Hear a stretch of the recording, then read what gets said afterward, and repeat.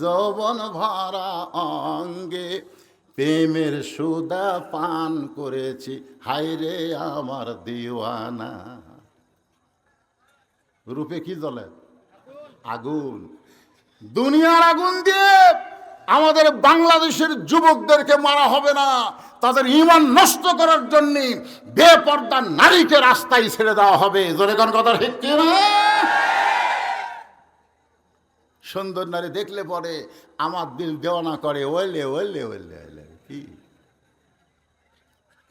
পাদ্রী বলতেছে, আমার বাড়িতে 17 বছর একটা সুন্দরী মেয়ে আছে, সেই সুন্দরী মেয়ের পাল্লায় যুবককে যদি ফেলে দেওয়া হয়, 40 দিন পর যুবক আসবে, আগুনের চুলা দিকে ভয় করবে, আপনার যুদ্ধে আপনার বিজয় হবে, কারণ 2 জন চলে গেছে কিন্তু একটা আপনার দখলে থাকলো। রোম সম্রাট কাইসার বললেন, ঠিক আছে তোমাকে হুকুম দিলাম। এবার যুবককে নিয়ে গেল পাদ্রী তার বাড়িতে, একটা আবদ্ধ ঘরের মধ্যে জায়গা দিয়া মেয়েটার কাছে গিয়ে বলতেছে, মা আমি একজন মুসলমানকে ধরে আনছি 40 দিনের সময় দিয়া, এই 40 দিনের মধ্যেই তার চরিত্র নষ্ট করতে হবে। বাবা হইয়া মেয়েকে বলতেছে, মা আমি একটা মুসলমান যুবককে ধরে আনছি, 40 দিনের মধ্যে তার চরিত্র নষ্ট করা লাগবে, কারণ মুসলমানের ঈমানকে নষ্ট করতে গেলে আগে চরিত্র নষ্ট করা লাগবে। আর চরিত্র যদি নষ্ট করতে চান তাহলে তাদেরকে নাপাক করে দেওয়া লাগবে। না পাক ধরে কোন কি? আপনার বলেন তো, এই কোরআন শরীফ যদি কেউ ধরবার চায়, এই যুবকেরা এই কোরআন শরীফ যদি কেউ ধরবার চায়, পাক না না পাক? একটা ছোট বাচ্চা হাফিজি মাদ্রাসাত পড়ে, ও যখন পেশাব করে, ওর পেশাব করে দেখলেও আনন্দ লাগে। পেশাব করে ঢিলা কুলুপ নেয়, টয়লেট পেপার নেয়, পানি নেয়, তারপরে যখন উজু করে জিজ্ঞাসা করা হয়, বাবা এরকম করে পেশাব করে উজু করিস কেন? হুজুর আপনি জানেন না আমরা কোরআন শরীফ পড়ি। 7 বছরের বাচ্চা ওযু করে পাক পবিত্র হয়ে আল্লাহর কোরআন শরীফ স্পর্শ করে। আর প্রাইমারি যায় দেখেন, আগডম বাগডম ঘোরাডম সাজে ঢাক ঢোলক ঝাঁদর বাজে, এই মিথ্যা শিক্ষা যারা করে তারা ওযু করে। আমার এক গ্রাম সম্পর্কে ভাসতে খাড়া হয়ে পেশাব করে, ওর মাও কয় বসানো যায় না, ওই বাথরুমের মধ্যে তো খাড়া হয়ে মারে, আর মা কয় বসতে পেশাব কর, ওই বসে না। তো হুজুর দেখেন তো কোনো দোয়া দরুদ আছে কিনা ও বসানোর জন্যে। আমি ওর কাছে রেখে বললাম, বাজান বসিস না কেন? কোন ক্লাসে পড়িস? ওই ক্লাস 2-এ পড়ি। তে পেশাব কেমনে করা লাগে তোর স্যার তোকে শিখায়নি? খাড়া হয়ে পেশাব করিস কেন রে? বসে পেশাব করবি, তোর স্যার শিখায়নি? ও তখন মুসকে মুসকে হাসির কাছে, চাচা স্কুলের পেশাবখানা যায় দিকে আমার স্যারই খাড়া হয়ে পেশাব করে, আর স্যারই খাড়া হয়ে করে। চিন্তা করছে? এই নাফাক এবং নাফাক শিক্ষার কারণে এরা আজকে অপবিত্র হয়ে গেছে। আল্লাহর বান্দার একটু মনোযোগ দিবেন। পাদ্রী তার মেয়েকে বলতেছে, ওই যুবকের চরিত্র নষ্ট করা লাগবে। ওই মেয়েটা হলো পাদ্রীর কে? মেয়ে। বাবা হয়ে মেয়েকে বলতেছে, কিন্তু বাড়িতে বসে থাকিস কেন?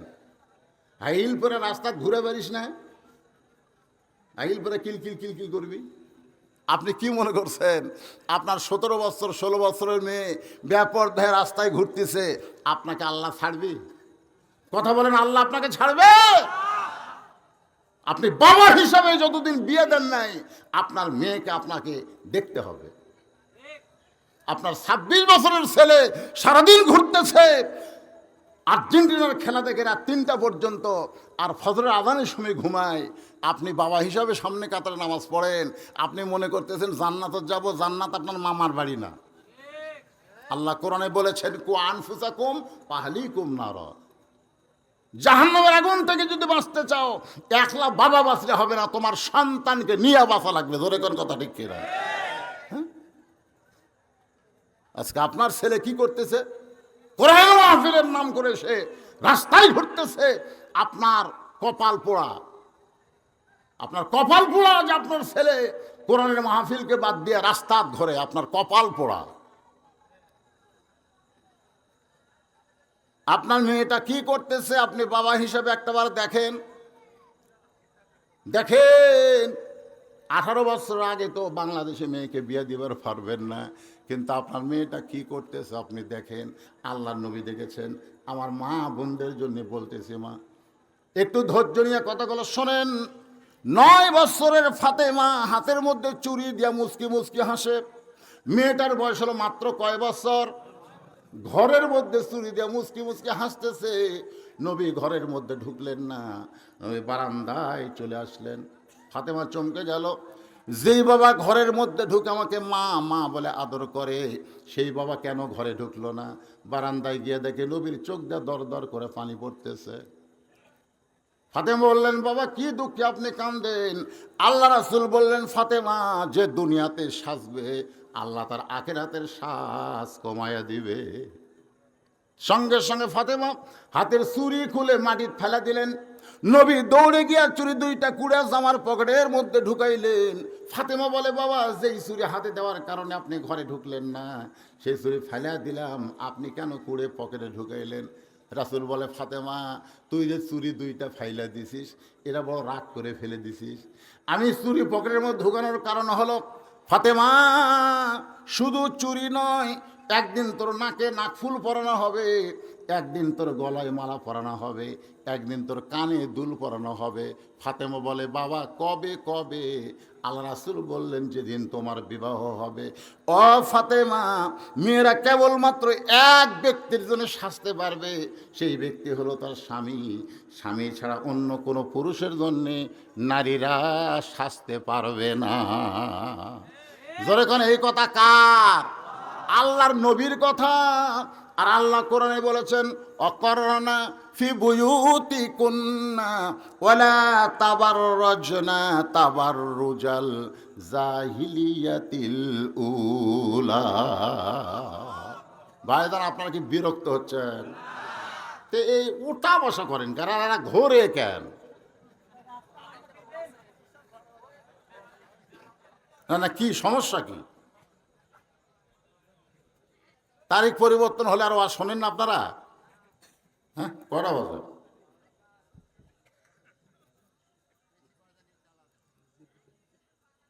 আশ্চর্য কথা রে বারে, মুরব্বীরা ওঠে রে বা।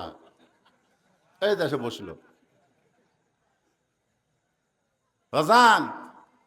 2007 সালে আমার ডায়াবেটিস ধরা পড়েছে। 2007 সালে, 2014 সালে ডাক্তার আমাকে কইল, হুজুর আপনি যেইভাবে ওয়াজ করতেছেন পেশাবকে আটকে ধরে। আপনি জানেন যখন ওয়াজ করেন তখন পেশাবের ঝুল নিচের দিকে নামে, 1 ঘন্টা পর পর আপনার পেশাব করা লাগবে। আমি বললাম, 1 ঘন্টা পর পর পেশাব করলে তো জনগণ আমাকে দাওয়াত দিবি না, দরকার ওয়াজ বন্ধ করে দেন। এভাবে পেশাব আটকে ওয়াজ করলে কিডনি ড্যামেজ হয়ে যাবে, চোখ কানা হয়ে যাবে। আমি চিন্তা করলাম আসলেই তো তাই। ডাক্তারের কথার পরের দিন এসে যখন ওয়াজ শুরু করলাম, 1-1 ঘন্টার পরে আমার পেশাবের বেগ উঠলো। বিশ্বাস করেন, আমি এখন সভাপতি সাহেবকে মাইক দিয়ে যদি আমি পেশাব করার যাই, জনগণ একটা রব উঠবে যে হুজুর এমন একটা পাইছিলাম রে, ওয়াজ করতে করতে পেশাব করবার গেল। জনগণ ঠিক কিনা? হ্যাঁ, আমি পেশাবটাকে বন্ধ করে আল্লাহর কোরআন, এই যে আল্লাহর কোরআন বুকের সঙ্গে চাপা ধরে বললাম, অনুনাজ্জিলু মিনাল কোরআনি মা হুয়া শিফাউ ওয়া রাহমাতুল লিল মুমিনিন। আল্লাহ তুমি বলেছো এ কোরআন মুমিনের যাবতীয় রোগের ঔষধ। আমার এই পেশাব লাগছে, আমি তাফসীর করতে করতে পেশাব করবার যাব না। এই কথা বলার পর 10 মিনিট আমার খুব কষ্ট হলো। তারপর আমার তলপাটে এমন ঠান্ডা হলো, এখন ঘন্টার পর ঘন্টা ওয়াজ করে আর পেশাব লাগে না। আপনারা কি কোরআন কি জাতা মনে করছেন? জাতা কিতাব যে কোরআন ওয়াজ শুনবেন আর মাঝে মধ্যে পেশাব করবার যাবেন? কি হাজার হাজার লোকের দরকার নাই, যে কয়েকজন বসে আছেন মনোযোগ দিয়ে শোনেন। এখন পাদ্রী তার মেয়েটাকে কি বলতেছে, মা এমন একটা যুবক ধরে আনছে, মুসলমানের সন্তান, সুবহানাল্লাহ কন। ইহুদি খ্রিস্টানের সন্তান হলে 1 চোখের টিভি মারলেই যথেষ্ট। এখনকার ছেলেকে মেয়েরা একটা চোখ টিভি মারে কি? ন্যাংড়া পর্যন্ত হাঁটতে শিখবে। প্রেমের কাহিনী, প্রেমের কাহিনী। তুমি যদি চাও আমি সাগর সেচবো, তুমি যদি চাও আমি পাহাড় ডাঙ্গাবো, চাপাত খালি জুতের বাড়ি, জোরে কোন কথা ঠিক কিনা? তুই সাগর ছিঁচবো, তুই পাহাড় ডাঙ্গাবি? ফেমের কথা একটু মনোযোগ দিয়ে শোনেন। পাদ্রীর মেয়ে বলল, বাবা আপনি যখন বাদশার কাছে এইরকম কথা বলেছেন, আপনি কোনো চিন্তা করবেন না, 40 দিন লাগবে না, দিনের মধ্যে ওর ব্যাটারি ফিউজ করে দিব। পাদ্রীর মেয়ে অত্যন্ত খারাপ মেয়ে। পর পুরুষের সামনে যারা বেপরদা হয়ে যায়, আপনারা বলেন তো তারা ভালো না খারাপ? বেপরদা হয়ে যায়। আজকে যুবকেরা বলে, হুজুর আমাদের জন্য একটু ওয়াজ করবেন। আমার এক চাচা তো ভাই, ওর মা মাঝে মধ্যে বলে এখনো তো বিয়ে করেনি, কিন্তু মাঝে মধ্যে গোসল করে, মনে হয় এর পরি ধরছে। গ্রামের মেয়ে মানুষ, পরি ধরছে, মাঝে মধ্যে গোসল করে। বাবা তুমি এত বড় বক্তা, আমার ব্যাটারে একটু তাবিজ কবজ দাও। আমি বললাম, চাচি তাবিজ কবজকে আমি বিশ্বাস করি না, ঠিক আছে আমি যাচ্ছি। পরদিন সকালবেলায় গিয়ে দেখি ও কানের মধ্যে হেডফোন দিয়া শুয়ে আছে।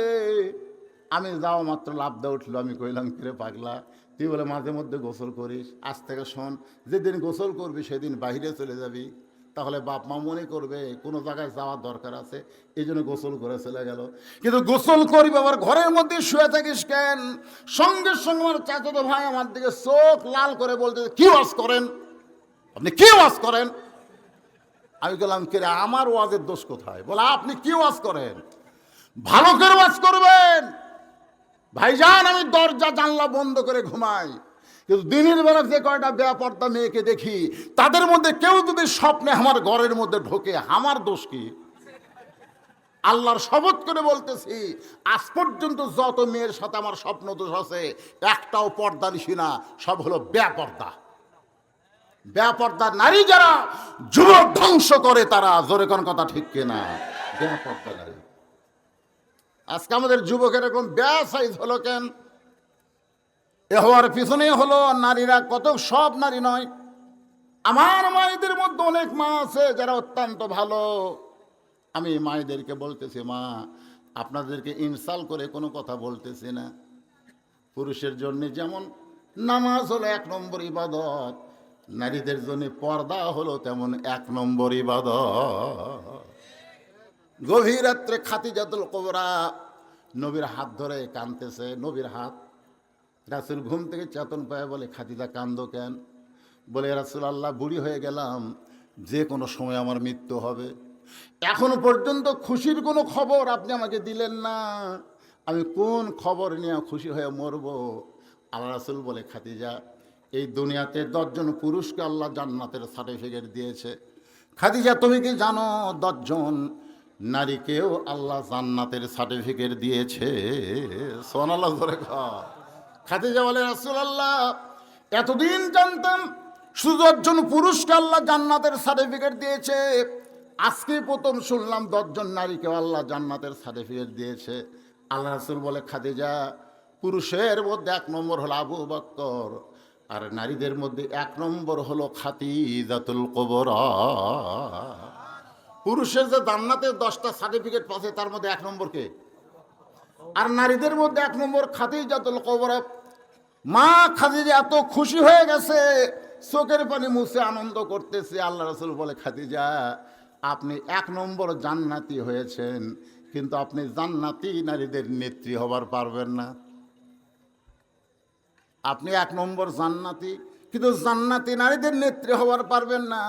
খাদিজা চমকে বলে, ইয়া রাসূলুল্লাহ আমি 1 নম্বর জান্নাতি নারীদের মধ্যে, কিন্তু জান্নাতি নারীদের নেত্রী হবার পারবো না। তাহলে জান্নাতের নেত্রী হবে কোন মহিষী নারী, তার নাম কি? রাসূল বললেন, তার নাম হলো আপনার পেটের সন্তান ফাতেমা তো জোহরা। খাদিজা বলে, রাসূলুল্লাহ ফাতেমা জানে না, এখনই আপনি পরিবর্তন করেন, ফাতেমা জান্নাতের 1 নম্বর হবে, আর আমি হব জান্নাতি নারীদের নেত্রী। আল্লাহ রাসূল বলে, খাদিজা ফাতেমা আপনারই মেয়ে, অসুবিধা কি? পুরুষ মানুষ হলে কোনো সমস্যা নাই, কিন্তু নারী হলে অসুবিধা আছে না নাই? আমার বড় মেয়ে মাছের তরকারি পাক করে আমাকে খাবার দিছে, মেয়েটা খেলে আমার চারিধার ঘুরতেছে, আমি বুঝবার পারলাম কিন্তু শুনবি। আমি কইলাম মা, বাংলাদেশের বহু জায়গায় মাছের তরকারি খাইছি মাকে, তোর হাতের পাক মনে হয় মধুরে। যেই কইছি আর এক টুকরা তুলে দিছে, তুলে দিয়ে বলতেছে আব্বু খান। তাকায় দিয়ে ঘর মা খেলে টেপা মাছের মতন মুখ করে আছে। আমি বললাম কে গো তোমার কি হলো? বলে এখন থেকে মেয়ের বাড়ি পার হয়ে যান, আপনার মেয়েই খালি পারে, আমি পারি? আমি বলি এরা কি জাত রে, মেয়ের প্রশংসা করলে মা বেজার হয়, এই জাতের নাম হলো নারী জাত। জোরে কোন কথা ঠিক কিনা? এক নারী থাকবে ক্ষমতায়, আর এক নারী থাকবে জেলখানায়। জোরে কোন কথা ঠিক কিনা? এর খেয়ে এত হিংসা ভাই। খালি বইয়ের কাছে একদিন কত কত করে গল্প করবেন, আল্লাহ যদি আমাকে জান্নাত দেয়, জান্নাতে হুর পামো, খালি কথা কইয়া দেখেন। পুরুষকে আল্লাহ জান্নাতে হুর দিবি না, এখন দিবি কি দিবি না, খালি বলে দেখেন। আমি একবার কইয়া কি বিপদ, আল্লাহ আমাকে জান্নাতে হুর দিবি। বউ বলতে হুর কি গো? আমি বললাম হুর হলো তোমার চাইতে সুন্দরী। সেই কছি তোমার চাইতে সুন্দরী, সাথে সাথেই ব্যালুস হাতের মধ্যে লিয়ে চলে যাচ্ছে। কোথায় যাও? বলে হুর লিয়া থাকো, আমার কি দরকার? হুর লিয়া থাকো, আমার কি দরকার? তোমাকে ভাত আনতে কে দেয়? কারেন্ট গেলে তোমাকে বাতাস কে করে? হুর করে। মেয়ের এত হিংসুক, বেহেশতের হুরকে ওরা হিংসা করে। ধরে কোন কথা ঠিক কিনা? আল্লাহ রাসূল বলে খাদিজা, আমি হলাম বন্টনকারী, দেওয়ার মালিক হচ্ছে আমার আল্লাহ। তুই যে এক নম্বর জান্নাতি, এটাও আল্লাহ দিয়েছে। ফাতেমা যে জান্নাতি নারীদের নেত্রী, এটাও আল্লাহর ঘোষণা। এখানে আমার করার কিছু নাই, আমি হলাম বন্টনকারী। ধরে কোন কি কারি? বন্টন বোঝেন না? যাই বাটিয়া দেয়, তাকে বলা হয় বগুড়ার ভাষায় বন্টনকারী। কিন্তু দেওয়ার মালিক তো আমি না, দেওয়ার মালিক কে? সঙ্গে সঙ্গে খাদিজা বললেন রাসূলুল্লাহ, কোন আমলের কারণে আমাকে বাদ দিয়ে আমার খাদিজা, আমার ফাতেমাকে আল্লাহ জান্নাতি নারীদের নেত্রী বানালো? কারণ সর্বপ্রথম আমি ঈমান গ্রহণ করেছি, আমার যত সম্পদ ছিল আমি সব আল্লাহ রাস্তায় দান করেছি। এরপর আল্লাহ আমারে বাদ দিয়ে আমার ফাতেমার মধ্যে এমন কি যোগ্যতা, যেই যোগ্যতার কারণে আল্লাহ তাকে জান্নাতি নারীদের নেত্রী বানালো? রাসূল বললেন খাদিজা, কোন আমলের কারণে আল্লাহ ফাতেমাকে জান্নাতি নারীদের নেত্রী বানালো? আমি আপনাকে দুইটা প্রশ্ন করব, আপনি খালি উত্তর দিবেন। এক নম্বর প্রশ্ন হলো, আপনি বলেন তো খাদিজা, কত বছর বয়সে আপনি ঈমান গ্রহণ করছেন? কত বছর? খাদিজা বলে হুজুর, আমি 55 বছর বয়সে ঈমান গ্রহণ করছি। আল্লাহ রাসূল বলে ঈমান গ্রহণ করার আগে আপনি কি ছিলেন? খাদিজা বলতেছে আমি কাফের ছিলাম। রাসূল বলতেছে তাহলে 55 বছর আপনি কুফুরে হালে কাটাইছেন। এখন বলেন তো আপনার ফাতেমা কত বছর কুফুরে হালে কাটাইছে? খাদিজা বলতেছে জান্নাতি, জান্নাতি। আমার ফাতেমা জান্নাতি হয়ে জন্ম নিয়েছে। তাহলে এক নম্বর আপনি ঠকে গেলেন। দুই নম্বর প্রশ্ন হলো আপনার মুখের চেহারা, আপনার দাঁতের চেহারা, আপনার গায়ের রং দুনিয়ার কত পুরুষ মানুষ দেখেছে? খাদিজা বলতেছে রাসূলুল্লাহ, 40 বছর বয়সে যখন আপনাকে স্বামী হিসাবে স্বীকার করলাম, ওই সময় মক্কার সবচাইতে ধনবতী ব্যবসা আমি ছিলাম। ওই ব্যবসা করার কারণে হাজার হাজার পুরুষের সঙ্গে আমার লেনদেন হয়েছে। তারা আমার মাথার চুল, মুখের চেহারা, গায়ের রং সব তারা দেখেছে। রাসূল কান্দার বলে ফাতেমা, খাদিজা, হাজার হাজার পুরুষ আপনাকে দেখেছে, মুখের সাইজ কেমন, দাঁতের সাইজ কেমন। এখন বলেন তো আপনার পেটের মেয়ে ফাতেমাকে দুনিয়ার কত পুরুষ দেখেছে? খাদিজা কান্দার বলে নবী গো, আমার 4টা মেয়ে জন্ম নিয়েছে, কুলসুমা, রোকেয়া আর জয়নাব। আর ফাতেমা কয়টা মেয়ে? 4টা মেয়ে জন্ম নিয়েছে। আল্লাহর শপথ করে বলতেছি, ফাতেমা যখন জন্ম নেয় আমি মা হয়ে বলতেছি ফাতেমা পর্দার ভিতরে জন্ম নিয়েছে। রাসূল বলে খাদিজা তুমি মা, তুমি বেশি দিন ফাতেমাকে দেখতে পাবা না। তুমি দেখেছো ফাতেমা পর্দার মধ্যে জন্ম নিয়েছে, আমি নবী বলতেছি পর্দার মধ্যে সে বড় হবে। আল্লাহ পাক আমার জানাইছে ফাতেমা পর্দার ভিতরেই দুনিয়া থেকে বিদায় নিবে। বিদায়ের রাতে ফাতেমা স্বামীকে বুকের মধ্যে নিয়ে কাঁদতেছে। আলী বলে ফাতেমা কান্দার কারণ কি? ফাতেমা বলে স্বামী গো, আল্লাহ আমার দোয়া কবুল করেছে। আলী বলতেছে দোয়া কবুল করছে তো খুশি হও, কান্দো কেন? বলে কি দোয়া কবুল করছে শুনবেন না? বলে কি দোয়া? বলে আল্লাহ আমার পর্দার মধ্যে মৃত্যু দিবে। আলী বলতেছে আলহামদুলিল্লাহ, সারা জীবন যে পর্দার মধ্যে বড় হয়েছে সে তো পর্দার মধ্যেই মরবে। ফাতেমা বলে স্বামী গো, পর্দার মধ্যে মরবো, কিন্তু সেই মৃত্যুটা কবে এটা কি আপনি শুনবেন না? আলী বলে ফাতেমা কখনকার মৃত্যু হবে এটা আল্লাহ ছাড়া কেউ বলতে পারবে না। ফাতেমা বলে স্বামী গো, আল্লাহ পাক আমারে জানাইছে আজকে গভীর রাত্রে আমার মৃত্যু হবে। যেই বলছে গভীর রাত্রে মৃত্যু হবে, গাছের গোড়া কাটলে গাছটা যেমন ঠাস করে পড়ে যায়, ফাতেমাও আলীও তেমনি পড়ে গেলেন ঘরের মাঝায়। যেই গভীর রাত্রে মৃত্যুবরণ করবে সেই ফাতেমা মুস্কি মুস্কি হেসে স্বামীর কপালে একটা চুমা দেয়, বলে স্বামী গো, এমন করে দুর্বল হয়ে যদি আপনি কাঁদেন তাহলে মরে যাওয়ার পর আমার 3টা চাওয়া কে পুরা করবে? আলী বলে ফাতেমা, দুনিয়ার জীবনে কিছুই চাইলা না, মরার পরে তুমি কি চাইবা? আমি গরিব ছিলাম বলে তুমি কিছু চাও নাই। আসলে হযরত আলী কি ধনী ছিল না গরিব ছিল? আল্লাহ রাসূল বলেন ফাতেমা, কোনোদিন আলীরে কষ্ট দিবি না, তোর একটা জাঁতা দিলাম, এই জাঁতা দিয়ে তুই ঘুম পিসবি, তুই জব পিসবি, কিন্তু আমার আলীরে কষ্ট দিবি না, গরিব বলে কোনোদিন তিরস্কার করবি না। বাবার এই কথা শুনে ফাতেমা কোনোদিন হযরত আলীরে কষ্ট দেয়নি। সুবহানাল্লাহ কন। একদিন গভীর রাত্রে হযরত আলী চেতন পায়, চেতন পায় দেখে হাসান হোসেন ঘুম পাড়ে, কিন্তু হাসান হোসেনের মা ঘরের মধ্যে নাই। আলী চমকে গেল, এই গভীর রাতে আমার বউটা তাহলে কোন জায়গায়? দরজা দিয়া তাকায় দেখে মরুভূমির ভিতরে কালো চাদর দিয়া ফাতেমা খুব জোরে জোরে হাঁটতেছে। রাতের বেলা গায়ে চাদর দিয়া ফাতেমা যখন হাঁটতেছে, আলীর সন্দেহ হয়ে গেল হয়তো বাবার কাছে আমার বিরুদ্ধে কিছু বলবার যাচ্ছে। হযরত আলী নিরাপদ দূরত্ব বজায় রেখে ফাতেমার পিছনে পিছনে হাঁটতেছে। সেই ঘরে আল্লাহর নবী ঘুমায়, ওই ঘরের জানলার পাশে গিয়া ফাতেমা ডাকতেছে, বাবা, আমার মা খাদিজা যদি আজকে দুনিয়াতে জীবিত থাকতো তাহলে আপনার কাছে আমার বলা লাগতো না। ও বাবা, আমার মা খাদিজা দুনিয়া থেকে বিদায় নিছে, মেহেরবানি করে একটু দরজা খোলেন।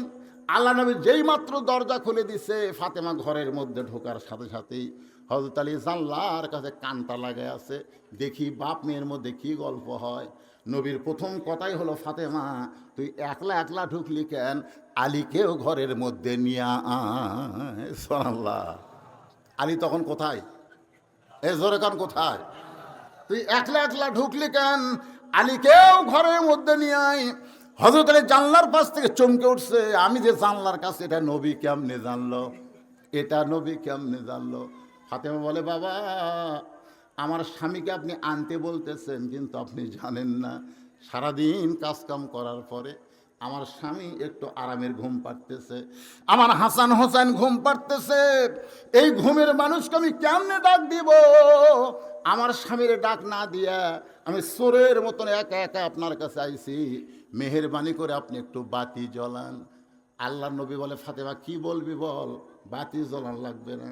ফাতেমা বলে, স্বামী গো, বাবা গো, এতদিন আমি বলেছি আপনি শুনেছেন, কিন্তু আজকে আমি কিছুই বলবো না, আমি শুধু দেখানোর জন্য আইছি, মেহেরবানি করে একটু বাতি জ্বলান। যেই মাত্র নবী ঘরে বাতি জ্বলাইছে, ফাতেমা 2টা হাত নেওয়ার জন্যে না, নেওয়ার জন্যে হলে এইভাবে, নেওয়ার জন্যে না, 2টা হাত দেখানোর জন্য এইভাবে নবীর সামনে ধরলেন। নবী বাতির আলোতে দেখতেছে 2টা হাত গোস্তের টুকরার মতন দেখা যায়। হাতের তালু আছে, কিন্তু তালুর উপরে কোনো চামড়া নাই। 2টা হাত গোস্তের টুকরার মতন লাল দেখে নবী ঘরের কোনায় চলে গেছে।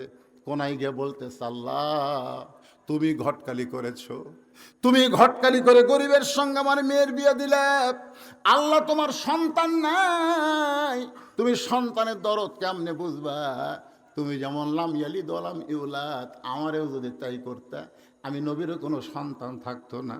কিন্তু আল্লাহ, আমার ফাতেমা যে অবস্থায় আমার সামনে ঘরের ভিতরে, আল্লাহ এমন একটা গরিবের সঙ্গে ফাতেমার বিয়া হলো।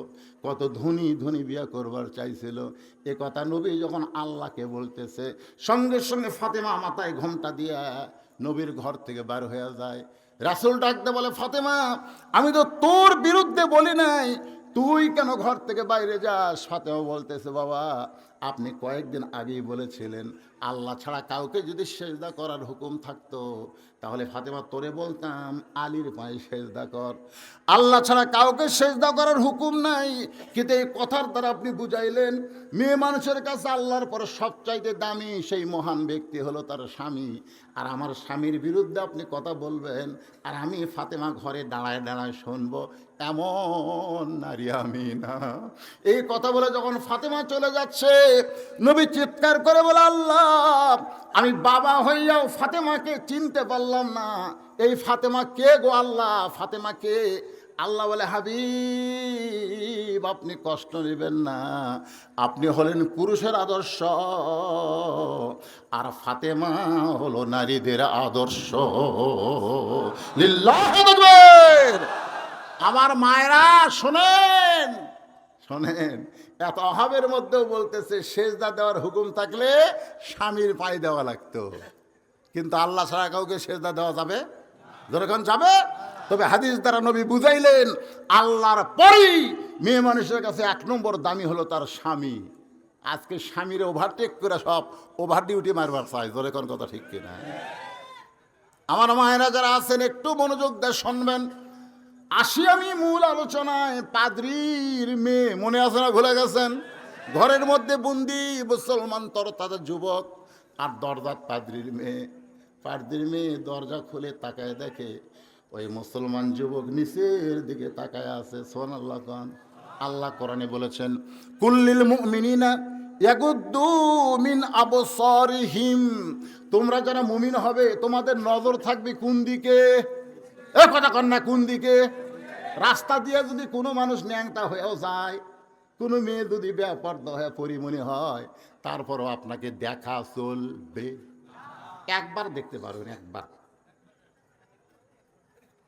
মানে খুব তাড়াতাড়ি একবার একটু অ্যাঙ্গেলে দেখবেন।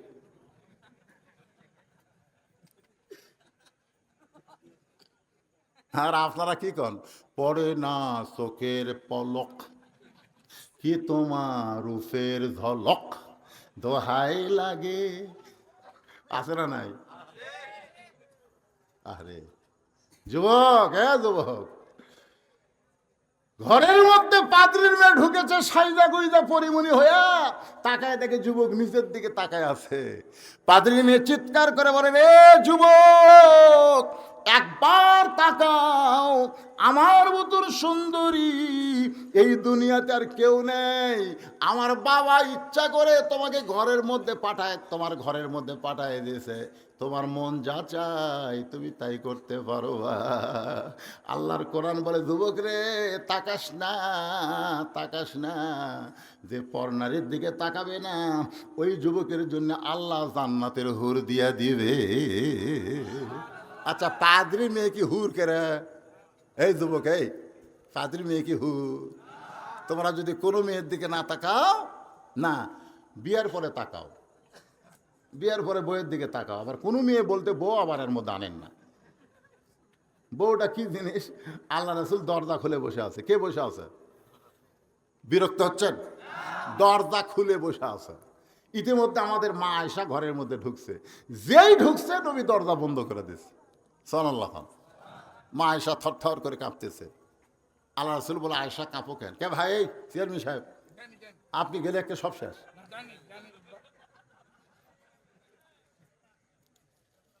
আমাকে বাবা করে কয়, মানে ওনার বাবার নাম আমার নাম হতে। আমি নিয়ত করছি মার্চে একটা তারিখ আমার বাবাকে দিতে, মার্চে ইনশাআল্লাহ। খুব ব্যস্ত ছিল আপনার প্রোগ্রাম নেওয়ার জন্য। যে কয়টা আছে এই কয়টার বিরক্ত হবে না। তো এখন নবী দরজা বন্ধ করে দিছে। কে গেছে ঘরের মধ্যে? এই কে গেছে? আমাকে মাও রে, উম্মাহাতুল মুমিনিন আয়েশা। নবী যেই দরজা বন্ধ করছে, মা আয়েশা থর থর করে কাঁপতেছে। আল্লাহ নবী বলে, আয়েশা কাঁপো কেন? বলে, আপনার জুতার পরশে আল্লাহর আরশ ধন্য হয়ে গেছে, যদি ঘরের মধ্যে কোনো বেয়াদবি হয় এই জন্যে আমার দেহ কাঁপতেছে। রাসূল বলে, আয়েশা একজন নবীর জুতার পরশে আল্লাহর আরশ ধন্য হয়েছে, একজন নবীর। আয়েশা বলে, হুজুর একজন নবী কেন? সেই নবী তো আপনি। রাসূল বললেন, যতক্ষণ দরজা খোলা ছিল ততক্ষণ আমি নবী ছিলাম, কিন্তু যেই দরজা বন্ধ হয়েছে আমি আর নবী নয়, আমি হলাম স্বামী, আর তুমি হইলা আমার বিবি। যতক্ষণ দরজা খোলা ছিল ততক্ষণ কি? ধরে খান, ততক্ষণ কি? দরজা বন্ধ করে কিসের নবী রে?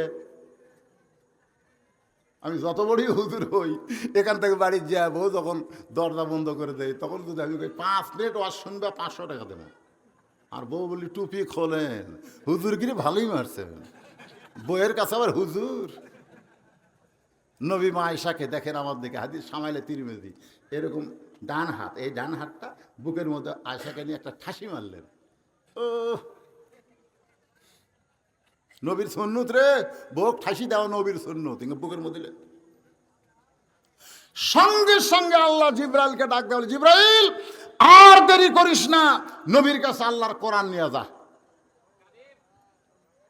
জিব্রাইল কয়, আল্লাহ জীবনে বহুবার নবীর কাছে কোরআন নিয়ে গেলাম, এইভাবে তো আপনি কোনোদিন করেননি।